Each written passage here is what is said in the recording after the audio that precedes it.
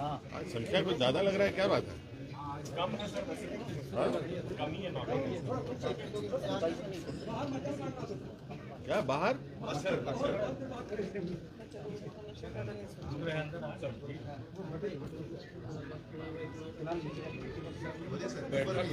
बैठक हुई आज।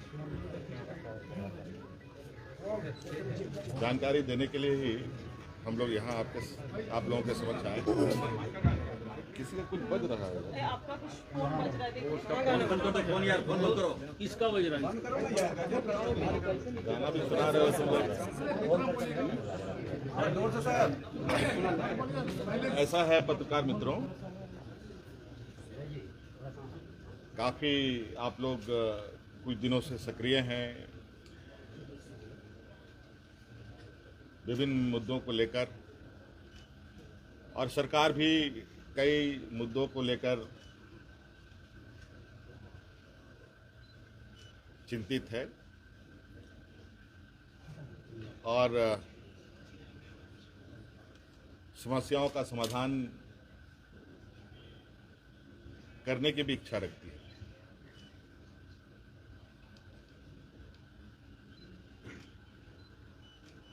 सबसे पहले तो आपको हम ये बताएंगे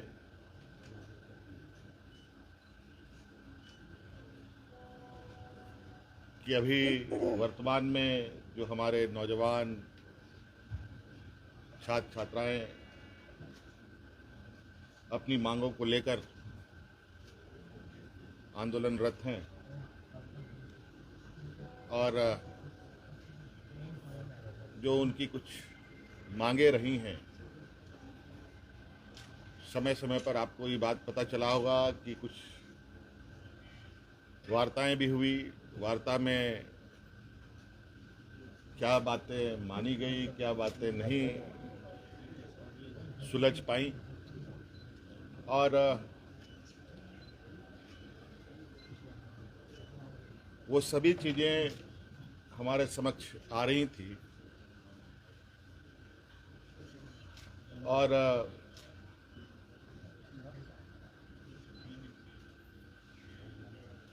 चूंकि आपको पता है कि छात्र हितों को लेकर हम ही ने बहुत कड़ा और मजबूत कानून भी बनाए हैं। अगर हम कानून बनाते हैं तो कानून को लागू करने की भी क्षमता रखते हैं, और नौजवानों के हितों, उनकी भविष्य, उनका विश्वास ना डगमगाए, हम हमेशा इसके पक्ष में रहे हैं। और जिस कड़े निर्णय के साथ हम आगे बढ़ते हैं और जिस आत्मविश्वास के साथ आगे बढ़ते हैं, वो विश्वास में कहीं ना कहीं नौजवान भी हैं।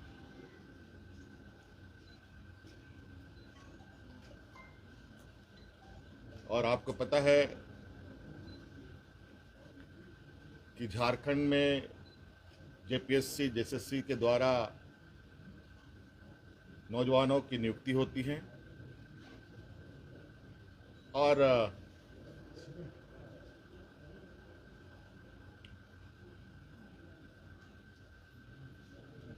कई सारी नियुक्तियां राज्य अलग होने के बाद रुकी रहीं,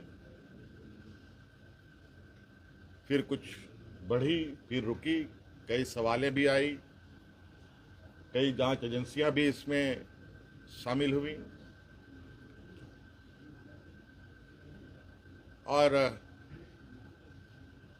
कई चीज़ों के परिणाम भी आप लोगों के समक्ष है। मैं बहुत लंबा इसमें नहीं जाते हुए वर्तमान परिस्थिति पर ही आप लोगों से बात बताना चाहूँगा कि विगत दिनों से हमारे जो नौजवान जयपाल सिंह स्टेडियम में अलग अलग खेमों में बैठ करके अपनी मांगों को लेकर के बैठे हैं, मैं उनको अलग अलग खेमा नहीं मानता। वो सभी नौजवान अपने भविष्य की चिंता को लेकर हैं। और इस विषय पर जैसे कि पहले ही हमारे मंत्री गणों की जो टीम थी उनके साथ बैठक में सुलझा लिया गया था, जैसे रिफॉर्म्स की बात थी, ये आप लोगों के माध्यम से ही उन छात्रों की बातें हमारे कानों तक में आई, हमारी कमेटी के द्वारा भी हमारे कानों तक में आई। रिफॉर्म्स में निश्चित रूप से बिल्कुल पारदर्शिता के साथ आगे सरकार काम करेगी। रिफॉर्म्स में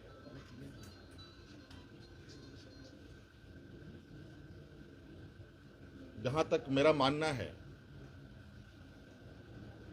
कि परीक्षाएं कैसे होनी चाहिए, कैसे नहीं होनी चाहिए, इसका पहले से ही एसओपी बना हुआ है।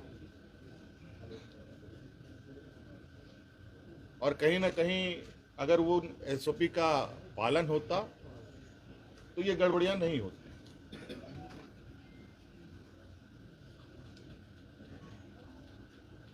क्योंकि एसओपी में ही इतने कड़े प्रावधान हैं और इतने बेहतर तरीके से परीक्षा लेने का व्यवस्था है, लेकिन फिर भी हम उस रिफॉर्म्स में कुछ और बेहतर करने की चूँकि इतनी बातें आई हैं तो बहुत सारी बातें बात बात में आती भी हैं, अच्छे सुझाव भी आते हैं, तो उन रिफॉर्म्स में उन सबको भी जोड़ा जाएगा। और चूंकि हमने पोर्टल भी खोल रखा है, चाहे वो छात्र हो, शिक्षक हो, अभिभावक हो, उस विषय पर अपना उस पोर्टल पर अपने सुझाव दे सकते हैं और विशेषज्ञों की टीम के साथ उनको साझा किया जाएगा और क्या बेहतर हो सकता है उसको किया जाएगा। रिफॉर्म्स के लिए हम लोगों ने हमारे आईएएस अधिकारी अमिताभ कौशल जी की अध्यक्षता में कमेटी बनाने का निर्णय लिया है, जो अलग अलग संस्थानों के साथ संपर्क करते, बुद्धिजीवी लोगों के साथ, अच्छे अच्छे लोगों के साथ संपर्क कर इस रिफॉर्म को पूरा अंजाम तक पहुंचाएंगे।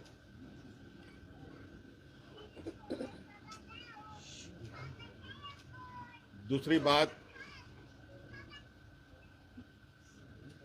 जेपीएससी का जो 14वें जेपीएससी की बात है, मुझे लगता है कि हमारे माननीय मंत्रीगणों के टीम के साथ बैठने के दौरान ही वो चीज़ें सुलझ गई थी, बैकलॉग की भी बात सुलझ गई थी और कई जगह पर लोग नियुक्त भी हुए हैं। उसको लेकर छात्र के तरफ से भी और मंत्रीगणों की तरफ से भी कोई कंक्लूजन पर नहीं पहुंच पाए। आज इस विषय को पटाक्षेप करने के लिए हम लोगों ने कैबिनेट की विशेष बैठक की। इस बैठक में उन सभी चीज़ों का समाधान निकालते हुए हम लोगों ने निर्णय लिया है कि टीडीपीएल द्वारा किए गए परीक्षाएं, टीडीपीएल के द्वारा प्रकाशित रिजल्ट और टीडीपीएल द्वारा जो भी अभ्यर्थी चुने गए हैं या शामिल हुए या टीडीपीएल के जितने भी गतिविधियां यहाँ हुई हैं उन सभी को कैंसिल किया जाता है, रद्द किया जाता है।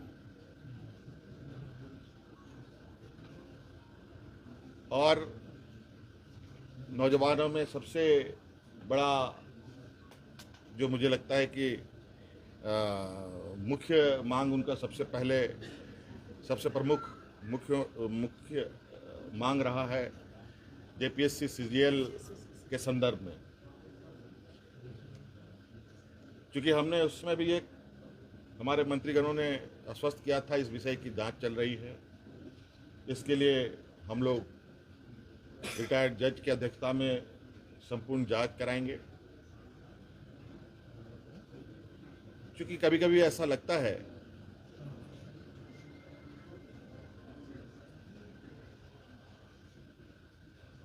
कि हम ही सही हैं, कभी कभी ऐसा लगता है कि छात्र भी सही है। इन दोनों के बीच में फर्क करना थोड़ा कठिन हो जाता है। और इस विषय को लेकर हमने जो एसआईटी की टीम जांच कर रही है और सीआईडी की जो टीम जांच कर रही है, इन दोनों के जांच के दौरान बहुत सारे ऐसे तथ्य आ रहे हैं जो चौंकाने वाले हैं। क्योंकि जांच का विषय है, बहुत खोल के बातें कहना संभव नहीं है। और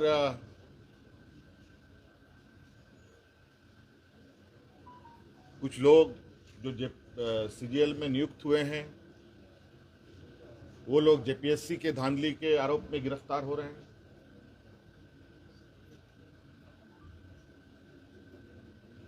और कई कंपनियां जो यहाँ कार्यरत हैं,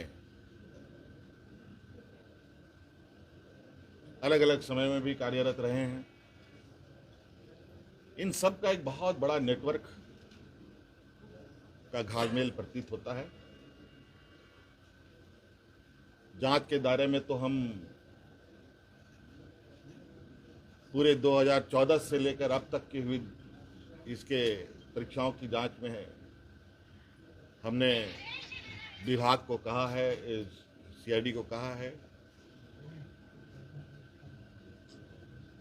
अब जब इसका ऑपरेशन हुआ ही है तो पूरे तरीके से इसका ऑपरेशन होनी चाहिए। और जो हमें जानकारी सीजीएल को लेकर हम लोग के समक्ष बताया गया और उस तथ्यों को समझ बुझने के बाद आज कैबिनेट ने जैसे सीजीएल को भी रद्द करने का निर्णय लिया। और पूरा 2014 से अब जितनी भी छोटी बड़ी गलतियां हुई हैं, जिससे भी हुई है, सभी की जांच होगी। और साथ में बहुत जल्द केंद्र सरकार के द्वारा जो एमएमडीआर एक्ट में जो बदलाव किया गया है, उस संदर्भ में भी हम लोग चर्चा के लिए एकत्रित होंगे। हो सकता है इस विषय पर एमएमडीआर एक्ट संशोधन पर हमें विशेष सत्र भी बुलाना पड़े, तो हम लोग बुलाएंगे। धन्यवाद। सर एक दो सवाल है सर। आ जाओ कुणाल आराम से रहिए, चलिए।